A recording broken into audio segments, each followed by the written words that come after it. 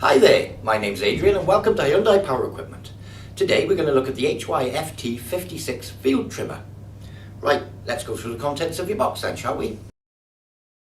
So here we are. I've put the machine out on the table so we can all see it. First of all, you've got the head unit, the complete field trimmer itself. Also in your box you'll find a warranty registration sheet. Now you can fill this in and post it back to us, or there's also an address for the website and it can be done online as well. So that's fairly simple, but do register your warranty. Secondly, there's a comprehensive operator's manual. Now everything you need to know is in this manual, but as I said, you can go onto the website or what have you if you need any further information, or I'm sure having watched this video you won't need any more help.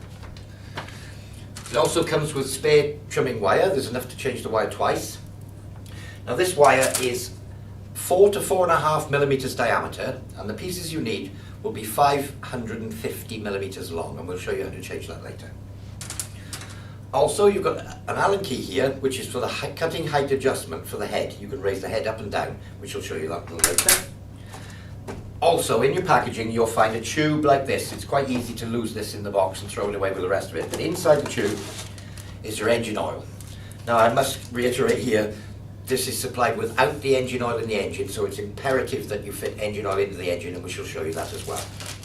Okay, so that's exactly what you get as the contents of your box. So the next thing, there is very little assembly with this machine. As you can see, it comes pre-assembled, pretty much everything is together, just to show you how to prepare it for use. Okay, first thing is the operator's handle. Now this will go in multiple positions depending on the height of the operator and what feels comfortable. So set it up whatever feels comfortable for yourself, and basically you just tighten up the little hand wheels on the side.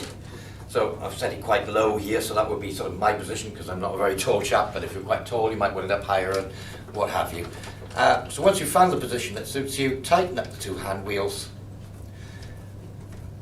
and there it is, that's the handle in place ready for use. When you want to store it away in your shed or whatever, you can undo them and fold it back down, and it's more compact for storage. The next thing, the pull starter here. There's no fuel in this machine and it's new out of the box, so I know it's not going to start. So you pull out the pull starter and you'll see a little pigtail here. There we are. That's in much more convenient position for you now, so that you can get to it to start it without having to bend over and what have you. So that's the pull starter in position. So that's pretty much it, ready for use. Other than the most critical thing, engine oil. Now, we talked about engine oil earlier. It comes with a bottle of engine oil. The engine oil, it does actually say on the bottle, it's going to be a 1540 or 1030 engine oil. So when you come to change the oil, if you keep the bottle, it does say what grade you need on the bottle, so that's a nice reminder. And the next thing is, this bottle could easily hold more than the engine will take. So don't just pour the whole bottle in. There is an oil level, and I shall show you that now. On the side of the engine here, let me just bring it towards myself so I can see as well, is a dipstick. Unscrew the dipstick, and you'll see on the dipstick is a serrated graduation and then a line at the top. When we pour the engine oil in, which will be from your bottle into the dipstick hole, take it nice and gently because it will back up in the hole. So just pour it gently in, perhaps half a bottle or what have you, and then check it with the dipstick. And when you check it with the dipstick, don't screw the dipstick in, place it in the hole till it stops and pull the dipstick out. And the amount of engine oil you're looking for is to the very top of these serrations. So as long as you can get to the very top of these serrations, that'll be enough engine oil. But as I say, before you test it, let it run down into the engine, otherwise you'll just be dipping into what's in the tube and the engine might not necessarily be full. So okay, we'll take it that we've poured the engine oil in, and the engine is now at the correct level, and we can screw the dipstick back in firmly. So the next thing you'll need to do, let me just spin it around so you can see, is to fill the engine with fuel, or the fuel tank with fuel. Fuel filler here, pretty straightforward, usual sort of thing. Fresh, unleaded petrol. No two-stroke oil, nothing like that. It's 4-stroke machine, fresh, unleaded petrol into the top. Don't fill it right to the very top. Leave it sort of 10-15 mil below the top of the tank, and you're less likely to get spillage. If you do get spillage, obviously before starting the machine you're going to get a hot exhaust. If you've got fuel spilt around the place, you've got a likelihood of fire. So if you do get some spillage, dry it all up, make sure it's all evaporated and gone before you start the engine. And again, never refill the fuel on an engine that's hot. Again, if you spill it and it goes on a hot exhaust, you could get a fire. So wait for it to cool down, switch the engine off, then fill with fuel. Not too high, as I said, less likelihood of splashing, and once you've filled it, screw the fuel filler cap back on firmly. Okay, so we've put the handle in position, we've put the pull starter in position, we've added the engine oil to the correct level, and we've filled it for fuel, with fuel. Now it's in a position where we're ready for use. Okay, next thing we'll do is show you the operating instructions. Okay, let's get straight on with the operating instructions. So let's turn it so we can see it. Right, first of all, you'll notice on the front of the engine here is a primer. This is effectively prepares the carburetor ready to start and injects a little bit of fuel. It's effectively like a choke. So it says on the top you press 3 times, that will be if you've already run it once or twice before, but 3 to 5 times pushing on this, like so. Okay, the next thing would be to set the throttle. So fully down would be the start position. So fully down with the throttle. Then we're in a position, having put oil in, we know we've got fuel, we've primed it, we've set the throttle flat out, we can start the engine by pulling the pull starter, as simple as that. Once the engine has started, you can drop the revs back just a little so that it isn't running at its maximum. And that's the engine running, ready to go. So the next thing, we're just about to get going, we need to start the head in rotation so that it starts actually cutting. First of all, you pull this lever back, and then this effectively is a clutch which will set the head in motion.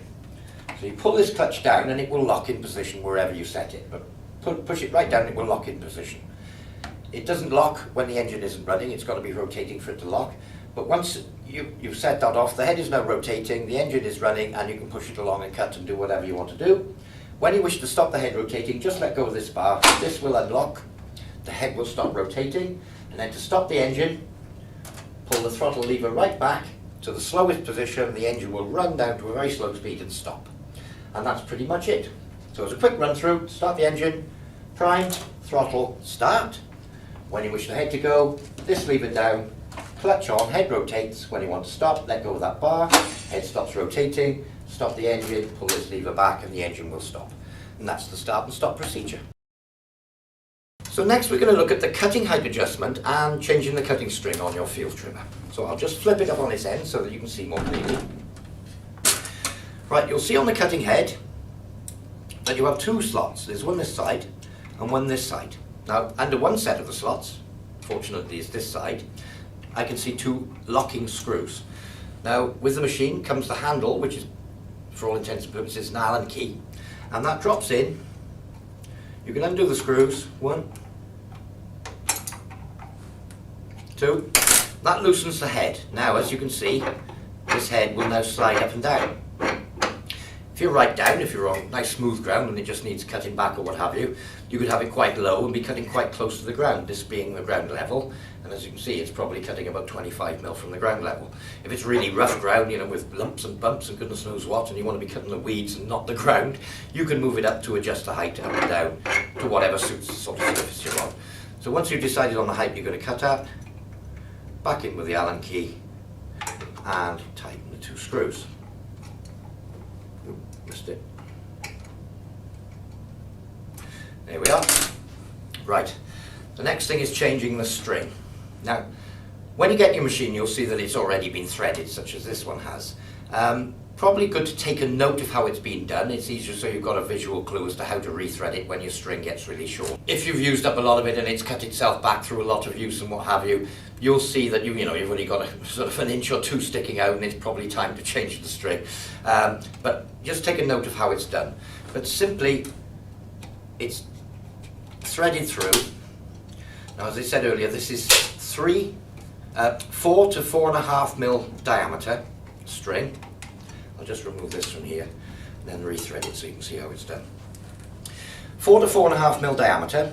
As you can see, there's there's a few new pieces that come with it to keep you going in the meantime until you can get a roll. 4 to 4.5 mil diameter, 550 mil long would be a typical amount that you'd have without wasting any, and it's the optimum length so that you're not having way too much. If you've got it too long, there's a cutting blade here, and say you were to have this piece way too long, and as it comes round, what it would do, it would cut off the excess and it would save it sort of ripping into your guard or what have you. Although it's a durable guard, it will stop this string from cutting into the guard so that it's not bashing the card rather than the ground. But if you have it 550mm long, as you can see, it misses the cutting string completely, and that's absolutely fine. Okay, to thread it, it's quite difficult for me to show. If you get one end, pass it through the outer hole of the 3. Having done that, pull a portion of the string through, and then back out through the furthest one. So you've gone through the outer 2. Now at this point, you need to pull the string through until you've got equal lengths. Having done that, you need to go back up and through the middle one. It's like tying your shoelaces really, I suppose. Back up through the middle one and back out again. Give it a nice pull, and that's pretty much your string done. As you can see, 550mm long, it's just short of the cutting blade, and it's, you know, it's just about optimum length. And that's how to change your string.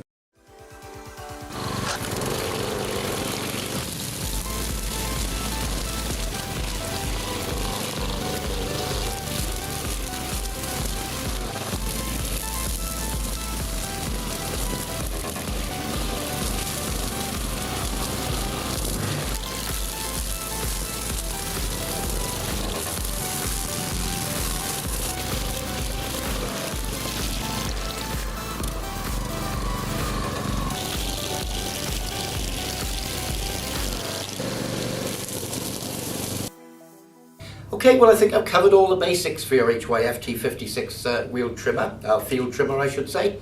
Thank you for purchasing this product. I mean, as you can see, it's a really sturdy piece of kit and it really will eat through the vegetation. Don't forget to register your warranty. You can do this at hyundaipowerequipment.co.uk, where you'll find phone numbers, service helplines, all the rest of it, and lots of other useful hints and tips and videos. Well, I've been Adrian, thank you for watching and happy trimming.